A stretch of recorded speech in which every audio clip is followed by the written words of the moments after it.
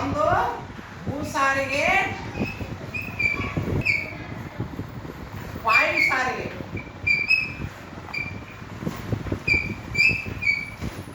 ಸಾರಿಗೆ ಒಂದು ಪ್ರದೇಶದಿಂದ ಮತ್ತೊಂದು ಪ್ರದೇಶಕ್ಕೆ ಹೋಗಿ ತಲುಪಿಸುವಂತ ಒಂದು ಸಾಧನ ಸಾರಿಗೆ.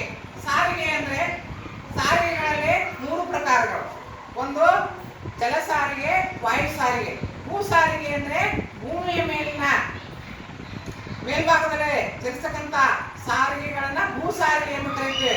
ಉದಾಹರಣೆಗೆ ಬಸ್ಸು, ರೈಲು, ಆಟೋ, ಎತ್ತಿನ ಗಾಡಿ, ಸೈಕಲ್, ಸ್ಕೂಟರ್ ಇತ್ಯಾದಿ ವಾಹನಗಳು ಭೂ ಸಾರಿಗೆಯಲ್ಲಿ ಬರುತ್ತವೆ. ಇನ್ನ ಜಲ ಸಾರಿಗೆ ಅಂದ್ರೆ ನೀರಿನ ಮೇಲೆ ಚಲಿಸುವಂತಹ ಸಾಧನಗಳಿಗೆ ಸಾರಿಗೆಗಳಿಗೆ ಜಲ ಸಾರಿಗೆ ಎಂದು ಕರೀತೇವೆ. ಜಲ ಸಾರಿಗೆ ಎಂದರೆ ಜಲ ಸಾರಿಗೆಯ ಉದಾಹರಣೆಗಳು ಬೋಟು, ಹಡಗು, ನಾವು, ದೋಣಿ. ಒಂದು ಪ್ರದೇಶದಿಂದ ಈ ದಡದಿಂದ ಆ ದಡಕ್ಕೆ ಹೋಗಿ ಚಲಿಸುವಂತ ಒಂದು ಸಾರಿಗೆ ವ್ಯವಸ್ಥೆಗೆ ಏನಂತ ಕರಿತೇವೆ? ಜಲ ಸಾರಿಗೆ ಎಂದು ಕರೀತೇವೆ.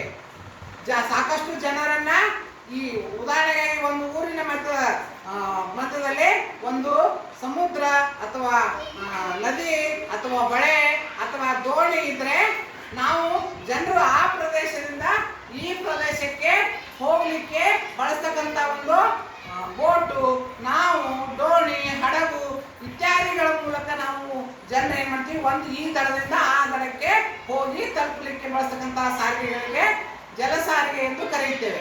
ಇನ್ನು ವಾಯು ಸಾರಿಗೆ. ವಾಯು ಸಾರಿಗೆ ಅಂದ್ರೆ ಭೂಮಿಯ ಮೇಲ್ಭಾಗದಲ್ಲಿ ಅಂದ್ರೆ ಗಾಳಿಯ ಮೋಡ ಮೇಲ್ಭಾಗದಿರ್ತದೆ, ಅದರ ಮಧ್ಯದಲ್ಲಿ ವಾಯು ಸಾರಿಗೆ ಅಂದ್ರೆ ಗಾಳಿಯ ಮೂಲಕ ಚಲಿಸುವಂತ ಸಾರಿಗೆಗಳಿಗೆ ವಾಯು ಸಾರಿಗೆ. ವಾಯು ಸಾರಿಗೆ ಅಂತಂದ್ರೆ ವಿಮಾನ, ರಾಕೆಟ್ ಅಥವಾ ಹೆಲಿಕಾಪ್ಟರ್ ಇವೆಲ್ಲವುಗಳು ವಾಯು ಸಾರಿಗೆಗಳು.